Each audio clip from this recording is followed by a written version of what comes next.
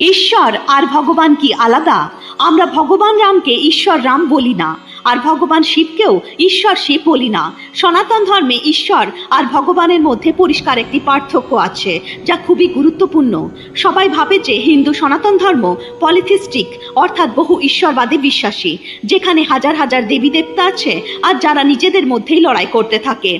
কিন্তু বাস্তবে হিন্দু সনাতন ধর্ম পলিথিজম অর্থাৎ বহু দেববাদে নয়, পলিমরফিজম অর্থাৎ বহু রূপতায় বিশ্বাস করে। এখানে ভগবান অনেক থাকলেও ঈশ্বর এক, আর এইসব ভগবানেরা সেই ঈশ্বরেরই রূপ, আর এইসব রূপ সেই পরমেশ্বরের দিকেই নিয়ে যায়। যদি কোনো ঈশ্বর নতুন নতুন রূপ নিতেই না পারে, তাহলে সে কিভাবে সর্বশক্তিশালী ঈশ্বর হতে পারে?